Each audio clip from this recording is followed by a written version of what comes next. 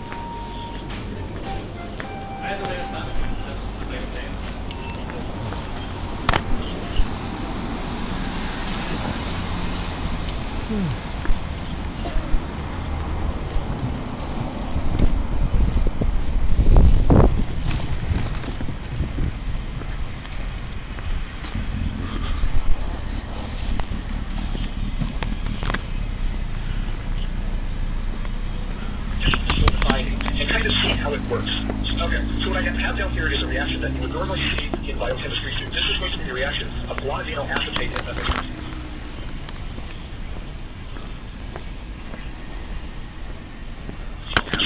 And this is going to be the reaction of guanidino acetate and methyltransferase. Methyltransferases are often pretty easy to identify because they'll often either be labeled as N-methyltransferase, which means that the methyl group will be transferred.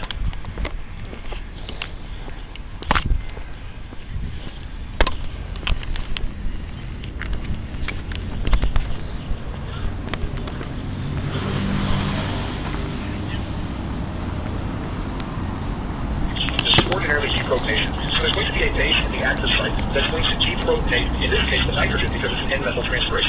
Now, in this particular reaction, I'm showing you the concerted process, just so you can get an overall view of the reaction. There's actually two proposed mechanisms for guanidino acetate and methyltransferase. Those are the concerted process and the stepwise. I'm showing you the concerted process because it's a little bit easier conceptually.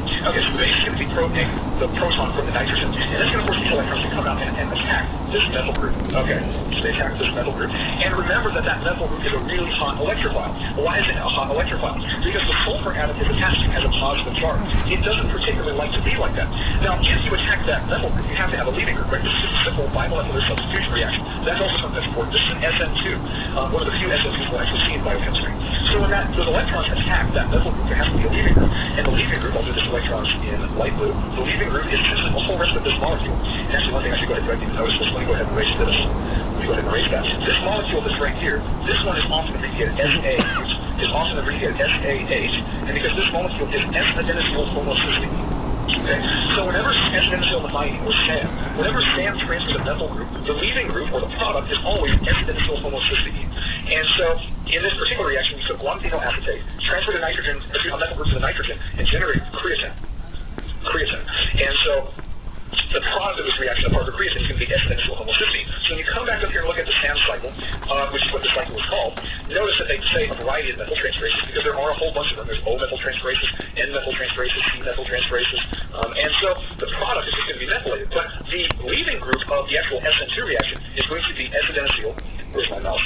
It's going to be, oh, mouse is up there. It's going to be S-adenosyl homocysteine. I'm having trouble seeing my mouse because of the white screen. Anyways, okay, so that's going to be, the product is S-adenosyl homocysteine. However, we have to regenerate S-adenosyl methionine somehow, and it turns out that S-adenosyl homocysteine is pretty worthless. So what we're going to do is use an enzyme called S-adenosyl homocysteine hydrolase. And essentially what S-adenosyl homocysteine hydrolase is going to do is it's simply going to do an SN2 reaction. It's going to do an SN2 reaction, and it's going to cleave off homocysteine. And if you notice, homocysteine is basically cysteine, but with an extra methylene group in the middle, so I'm labeling it. Here's the extra methylene group in the middle, and that's what homocysteine is. It's just an alternate version of cysteine, and it's the product of S-adenosyl homocysteine hydrolase. So in other words, what this enzyme is going to do is it's going to do an SN2 reaction on adenosine and kick off homocysteine as a leaving group. Okay? Now what we're about to see is we're about to actually see another biosynthesis. We're about to actually see one of the ways we synthesize methionine. And the enzyme that does this is called methionine synthase. Now this particular enzyme requires two coenzymes. One of them is vitamin B12, also called cobalamin. And the other one is N5-methyl tetrahydrofolate. And the reason it's called N5-methyl is because this particular methyl group right here is attached to nitrogen number 5 on tetrahydrofolate. So you call it N5-methyl tetrahydrofolate. And if you're actually looking at the biosynthesis of tetrahydrofolates, which I recommend you go back and do, we have a video on that, this is synthesized directly from N5, N10, methylene. Oops, let me come down here and do that. N5, N10, methylene. N5, N10, methylene. Tetrahydrofolate. And that gets converted irreversibly to N5-methyl tetrahydrofolate by the action of N5-N10 methylene tetrahydrofolate reductase, which happens to be an NADPH-dependent reductase. Now, you would think that the methyl transfer would be simple SN2 between homocysteine and N5-methyl tetrahydrofolate, but the mechanism is a lot more convoluted than that. It's really complicated. The actual methyl group is going to be transferred first to vitamin B.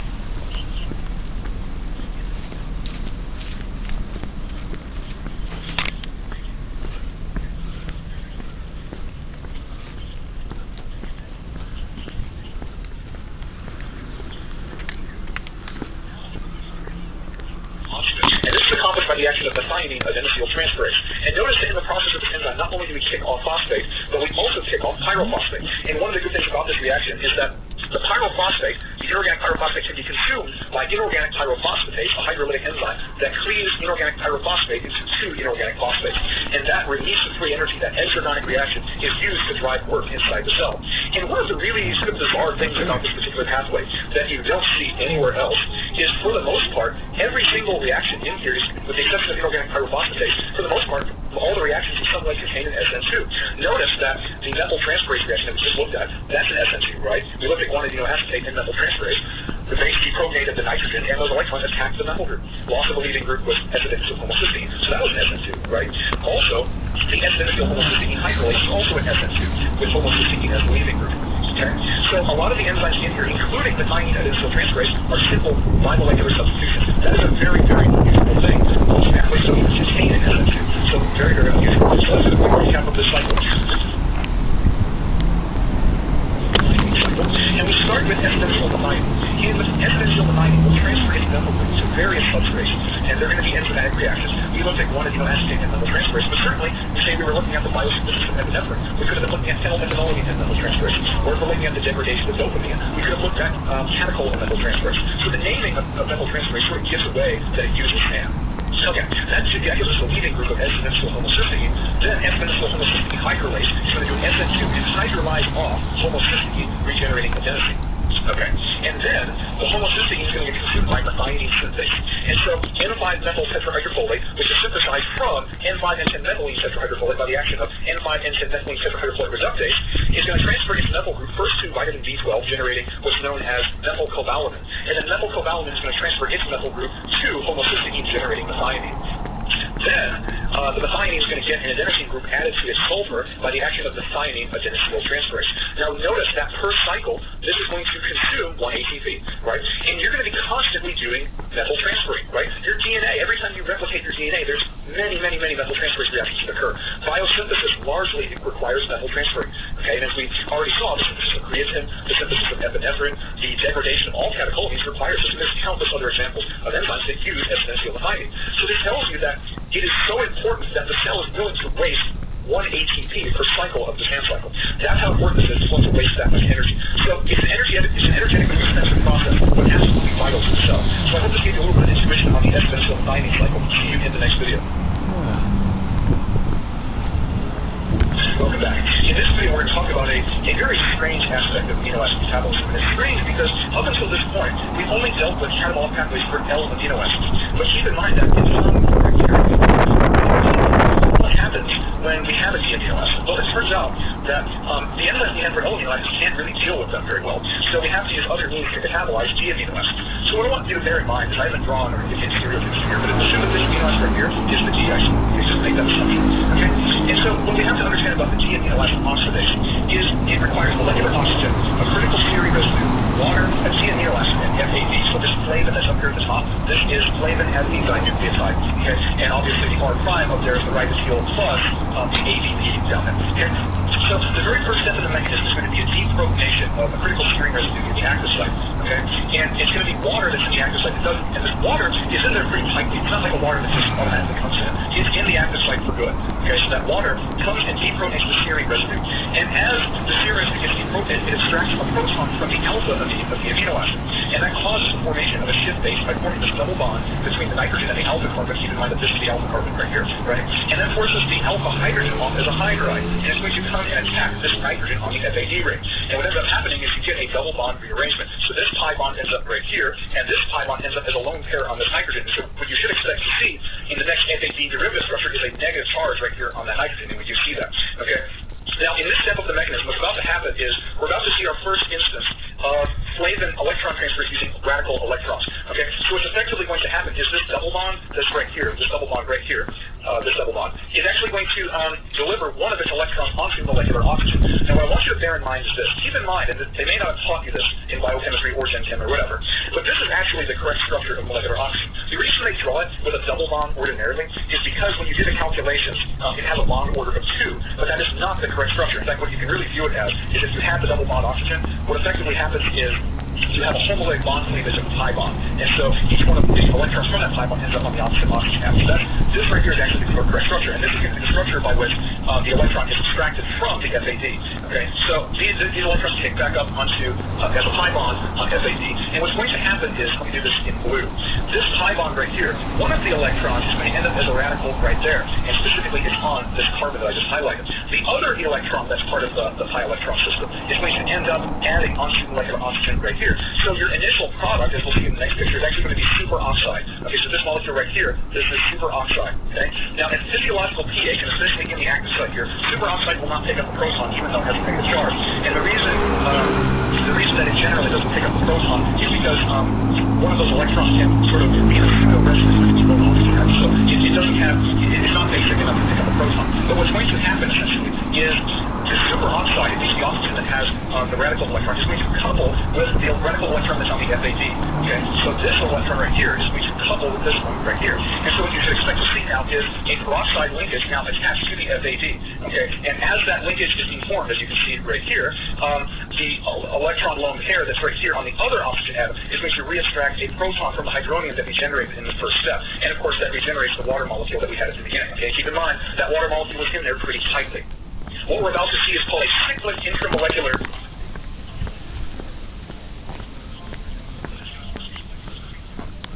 double bond right here, and as a result, you end up losing hydrogen peroxide. Okay, you end up losing hydrogen peroxide. So we observe that product right here. This is hydrogen peroxide. And in the process, what that does is it regenerates our FAD. And that's this right here. This molecule right here is our FAD. Well, now we've regenerated FAD, but there should be a burning question in your mind. And that question is, what happens to the original G amino acid? Remember that we formed the shift base in the first step of the mechanism. Well, we still have that shift base, and it exits the active site. Now, what I want to be perfectly clear about is the step that we're about to see is going to be a shift base hydrolysis, as you might expect. But this is not catalyzed by the enzyme.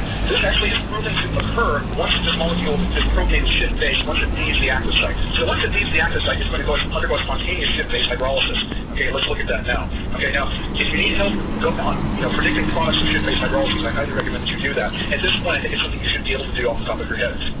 So effectively what's going to happen is the water is specifically going to attack this carbon right here. It's going to attack this carbon. And when you do the complete shift-base hydrolysis, you should get an alpha keto acid. So this molecule right here, this is an alpha keto acid, and you should get ammonia. So these are your two products of the shift-base hydrolysis after the G amino acid oxidation mechanism. Okay?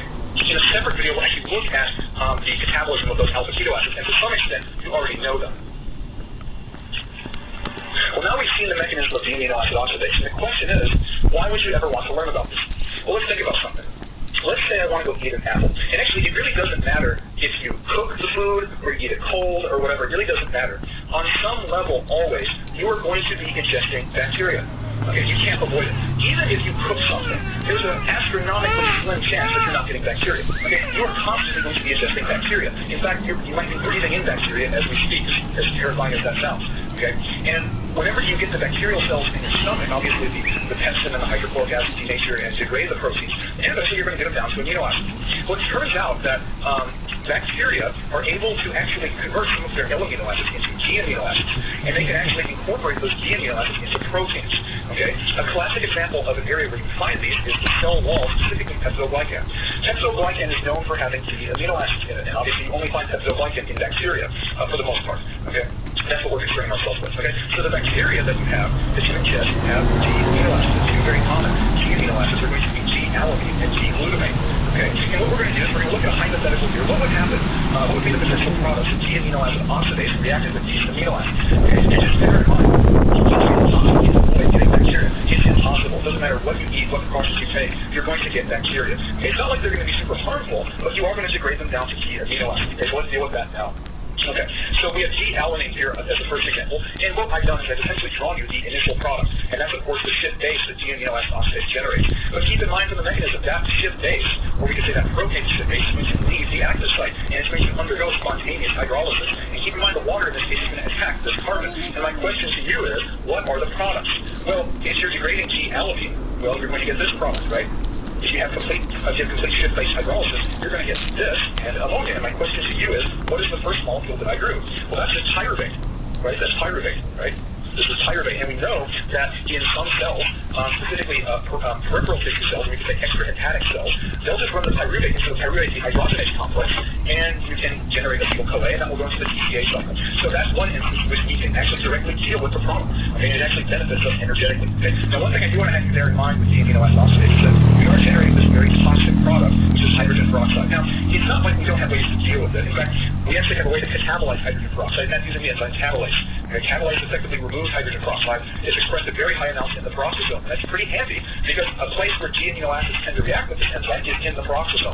So nature has already given us a way to deal with that. Okay. Now, what I want you to bear in mind is that if you were to have just hydrogen peroxide going willy-nilly throughout the cell, keep in mind what would happen, okay? Assuming you're in the absence of iron, in which case you have a Fessenden reaction, hydrogen peroxide can just spontaneously do a homolytic bond cleavage. And what you would have after this reaction would be two hydroxyl radicals. And keep in mind that that hydroxyl radical on the oxygen, it's not tied up in any kind of resonance. There's nothing to shield it. It's very high energy, very reactive. And so if you just had hydrogen peroxide floating willy-nilly, you'd have spontaneous homolytic bond cleavages, and those hydroxyl radicals could oxidize proteins, nucleic acids, sulfurs, lipids, things like that, things that are not good from the cell's perspective. So it's a good thing that we have catalase that can deal with hydrogen peroxide. Okay, but anyways, yeah, so if we were to completely oxidize D-alanine, we're going to get pyruvate. And I don't think that's a big insight on the world. I think that you almost could have guessed that, right? We already saw what happened to L-alanine. That just reacted with L-alanine transaminase, right? And we got pyruvate. So I don't think it's a big surprise that D-alanine can get integrated to pyruvate, okay? We're also going to see something fairly similar in the next reaction. So in the next reaction, we're going to do the S-G-stereochemistry of the alpha carbon, and this is D-glutamate. This is D-glutamate. Well, I've gone ahead and drawn the ship-base version of D-glutamate, and that is the product after D-amino acid oxidase does its reaction, okay? And again, we're going to have ship-base hydrolysis once this protein ship-base exits the active site of the enzyme, right? And again, we're going to have water that targets that carbon. And my question to you is, what are the products? Well, you should be able to predict ship-base hydrolysis products at this point, but if you can't, here's one product we get, and of course we also get ammonia. And my question to you is this: what is that first product that I drew? Well, you should be able to recognize that that's alpha-ketoglutarate from the GCA cycle. So assuming that the